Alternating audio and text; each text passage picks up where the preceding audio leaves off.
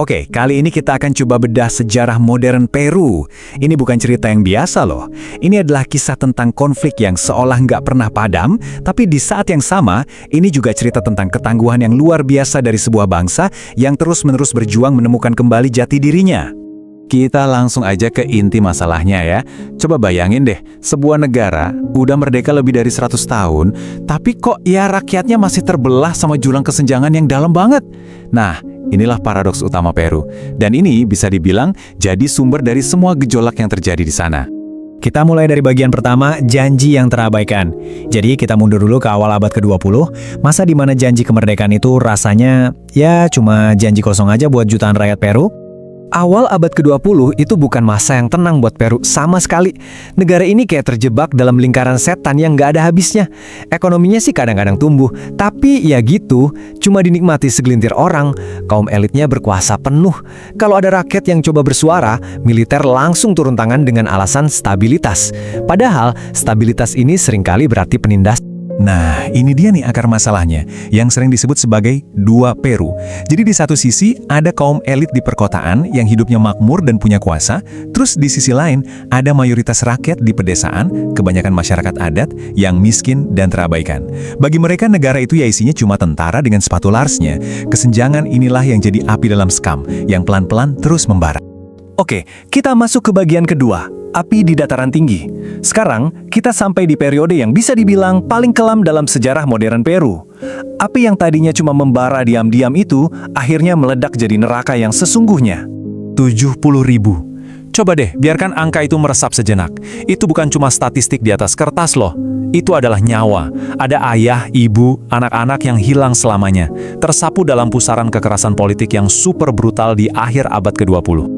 Dampaknya, wah, benar-benar nggak terbayangkan. Desa-desa dibakar habis, rata dengan tanah, jutaan orang terpaksa lari dari rumah mereka. Pelanggaran hak asasi manusia terjadi di mana-mana, dan ini meninggalkan trauma kolektif yang mungkin nggak akan pernah bisa hilang. Dan yang paling tragis dari semua ini, mayoritas korbannya adalah orang-orang yang sudah terpinggirkan, masyarakat miskin di pedesaan. Coba bayangkan posisi mereka yang serba salah. Mereka itu benar-benar terjebak di tengah. Dari satu sisi, mereka diancam sama kelompok pemberontak bersenjata yang kejam. Tapi di sisi lain, ada aparat negara yang membalas dengan membabi buta. Siapapun bisa jadi target, sama sekali nggak ada tempat yang aman. Lanjut ke bagian ketiga, stabilitas yang paradoksal. Begitu masuk tahun 90-an, Peru berubah drastis. Kekerasan mulai mereda, ekonomi mulai pulih. Kelihatannya bagus kan? Tapi, kedamaian ini ternyata punya harga yang mahal banget, yaitu demokrasi itu sendiri. Nah, inilah paradoksnya era 90-an. Di kolom kemenangan, kita lihat pemberontakan berhasil ditumpas, keamanan relatif pulih, ekonomi juga mulai bangkit lagi. Keren kan? Tapi coba lihat kolom pengorbanannya. Institusi demokrasi justru dilemahkan, muncul otoritarianisme terselubung, dan skandal korupsi meledak di mana-mana. Jadi stabilitas itu seolah-olah ditukar dengan kebebasan. Dan begitu rezim otoriter ini akhirnya tumbang, semua boroknya langsung kebongkar. Skandal korupsi gila-gilaan menghancurkan sisa-sisa kepercayaan publik yang mungkin masih ada. Lagi-lagi Peru harus mulai dari awal, mencoba membangun kembali sistem politik yang sudah hancur lebur. Dan sekarang kita sampai di bagian terakhir, masa depan, masa lalu. Kita tiba di abad ke-21. Ekonomi Peru kelihatannya melesat maju, tapi bayang-bayang masa lalu itu ternyata menolak untuk pergi. Kalau kita lihat di atas kertas, ceritanya kelihatan sempurna banget. Sejak tahun 2000-an, ekonomi Peru tumbuh pesat. Investasi asing banjir masuk ke negara itu. Kalau dilihat dari luar, Peru ini kayak kisah sukses yang luar biasa. Tapi, angka-angka pertumbuhan yang bagus itu justru memunculkan satu pertanyaan yang sangat-sangat penting. Pertumbuhan ini sebetulnya untuk siapa?